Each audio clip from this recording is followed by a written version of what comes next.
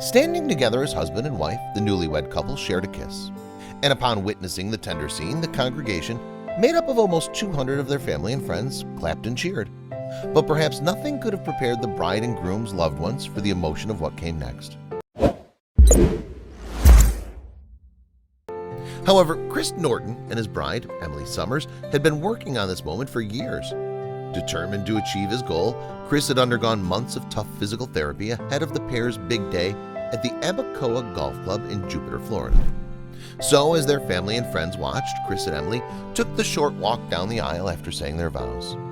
Completing that distance of just 7 yards side by side was something that the bride and groom had first set their minds to achieving. Chris, a former college football player, had first met Emily through a dating app. However, their first encounter had come 3 years or so after a devastating incident that changed the course of Chris's life forever. During a football game in 2010, the groom-to-be was badly injured when a tackle went wrong. And Chris had been a freshman for only 6 weeks when the accident happened. His team, Luther College, were playing against Central College in Iowa at the time. During the third quarter of the game, Chris had made a play at the wrong moment, and the consequences of that move would be significant. Chris would explain to CNN, "Instead of getting my head in front of the legs of the ball carrier, my head collided right with his legs." Then, as Chris lay flat on his front on the field, he felt mortified that play would be stopped as a result of his mishap. Even so, he couldn't manage to lift himself to his feet. Then, when a helicopter touched down to take Chris to the hospital, the player realized the gravity of the situation. He was subsequently admitted to the Mayo Clinic in Rochester, Minnesota, where doctors informed him that his C3-C4 vertebrae had been fractured. What's more, as a consequence of the injury, there was only a 3% likelihood that he would now be able to ever move anything from the neck down. So, as he lay in hospital, Chris was unable to feed himself or even scratch any itches on his face. During that period, he was unable to complete any normal everyday tasks. In fact, looking back on that time, Chris said to the Des Moines Register, "I was scared. In those early days, I wondered what kind of life I would have." But Chris wouldn't come to terms with not being able to walk again. "I was going to be part of the 3%, he told People, and after a spell of rehabilitation and with the support of his family, he was eventually well enough to go back to college, beginning his sophomore year in summer. Despite all the progress that he'd made, though, there was something else on Chris's mind. He ultimately wanted to be a husband and a father, but the former football player wasn't sure whether anyone would consider him a good match. In 2013, Chris decided to give online dating a try. In the course of finding love, he encountered Emily, then a student at Iowa State University. As it happens, Chris and Emily found that they had some things in common. They were people of faith, for instance, and both also had the desire to help transform others' lives. Emily would later add to People, "I was extremely drawn to him and his story and how he wasn't going to just give up. That's how we first connected." And the couple began dating as Chris continued his rehabilitation. Emily even helped him find out about the Barwis Methods Training Center in Plymouth, Michigan, which offers physical therapy among its services. What's more, Chris's desire to improve himself impressed his girlfriend. "It was incredible to see how motivated he was," Emily told People. In addition, Chris told Emily that he had one aim in mind when it came to his rehabilitation: to walk across the stage on his graduation day. And in May 2015, he did just that.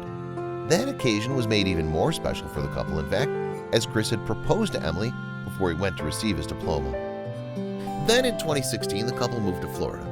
There, Chris began training with his end goal in sight. Life wasn't always easy for the pair, though, as Chris remarked to People. In his interview with the magazine, he said, "There have been a lot of moments where we've struggled," adding, "but anything is possible if we don't give up." And as Chris and Emily prepared for their wedding, they were also busy looking after their new family. It all started when the couple, who were still in their early 20s at the time, agreed to foster a girl whom Emily had met a few years back. The teenager, called Whitley, was almost too old for the care system and had no place else to live. Furthermore, in the midst of their wedding planning, Chris and Emily decided that they wanted to foster yet more children, and they welcomed a 3-year-old and a 2-month-old as a result. The couple now care for 5 children under the age of 8, 4 of whom are siblings, and Emily is more satisfied with their choices, telling People, "Fostering is the best thing that we've ever done." Then, finally, the couple's big day arrived. A video from the ceremony shows Emily bending down to help Chris out of his wheelchair. Then, aided by his new wife, the groom makes his way back up the aisle. It's a touching scene, although Chris has admitted to being apprehensive in the moment. He told people, "I just didn't know how the steps would go. A couple steps were more difficult than others, but I was able to push through and do it." In April 2018, Emily added to ABC's News, "You have to sacrifice, you have to work really hard and follow God's plan."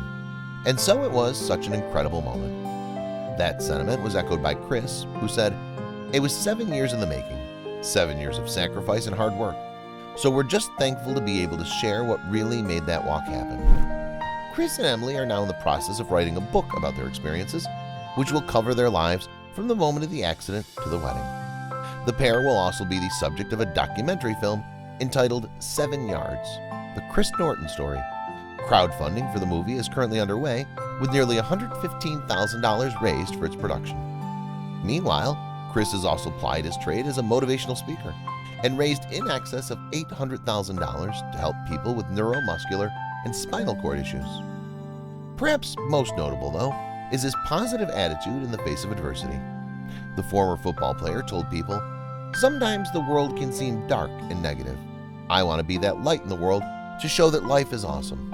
Don't give up on life."